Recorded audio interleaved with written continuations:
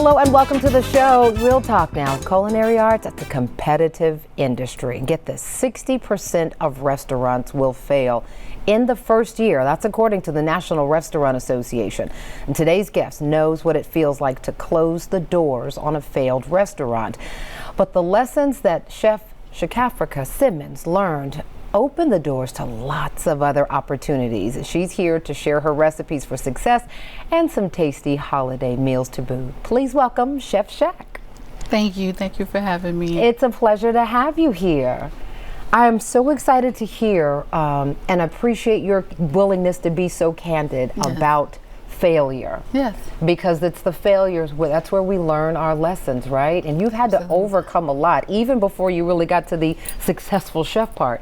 You dealt with bouts even with homelessness, right? Yes. Let's start there. Yes.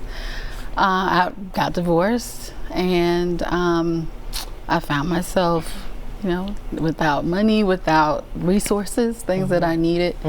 And when I was living in my car, living How with long friends. did you live in your car and going, I guess, from couch to couch? Oh man, probably a year or so. Really? Yeah, about a year or so. And it was really hard because I was away from my children. I was actually catering out of the hotel that I was staying in. Oh my goodness. And one of the times that I was catering, I was actually across the street from where I was delivering. So help me understand that, because I'm thinking if you're catering, you need a full swath, a kitchen and all the tools and everything. That's right, you should. And I had, if I got pots, pans, and fire, I'm good. Okay, I like that. I had what I needed per se, Yeah. but I just didn't have that kitchen. I didn't have that space, so I was using what I had, and that was my hotel. And your gifts, obviously. So how did you get what was the shift from homelessness to just a permanent place to live and do your craft again? Yeah, I actually moved to Tallahassee. I was in Birmingham, Alabama when I first experienced homelessness. And I moved to Tallahassee to care for my grandmother. And I actually went for a funeral. And I ended up staying for, I haven't left. Yeah. So how did you explain that, if I may ask, to your children, right? Because they don't see failure or success. They're just watching mom go through things and they're not necessarily there, right? How did you explain that in ways that would make your children still understand that mom is still present, mom is just going through some things? Sometimes I failed at that, honestly. I really had to just stay present, make sure I was calling, make sure I was reaching out. They were with their father. He was very stable. And so they were safe. But yeah, it definitely was hard to make them feel secure that mom was going to be there, that mom, if they needed me, that I could get to them. Right. And sometimes that definitely was a challenge. Right.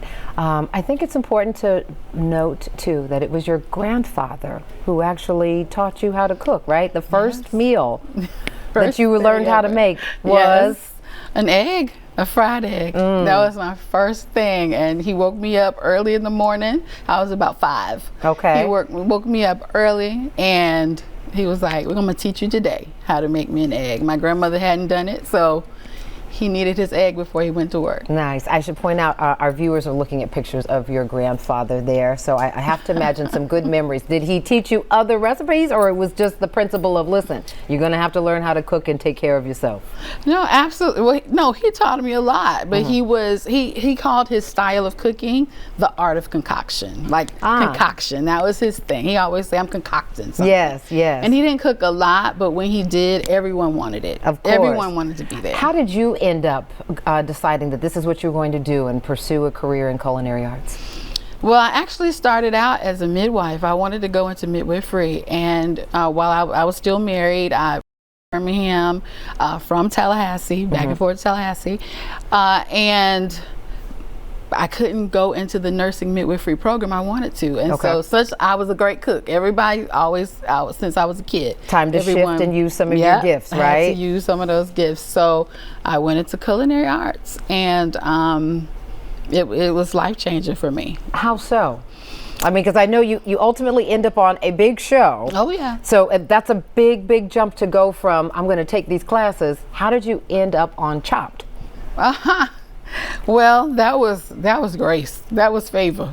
That was God's favor.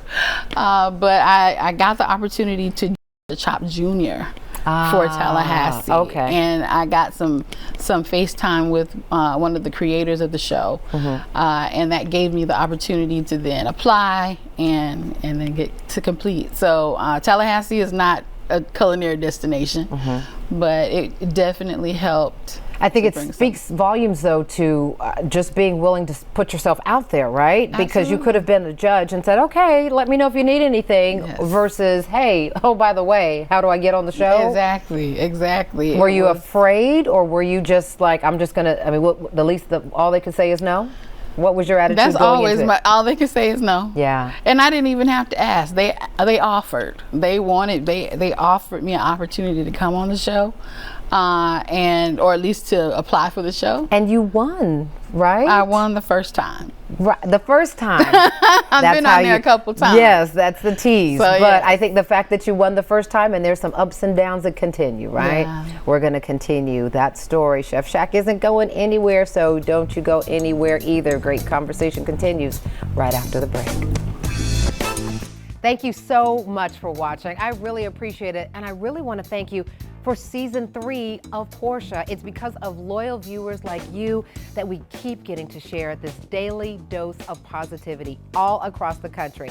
So just a reminder, I still need you to like, comment, and subscribe, and go ahead and tell your friends. You can catch us now in Orlando, in San Francisco, in Atlanta, and all across the country on Fox Soul. Tell your friends. We'll see you soon on Portia.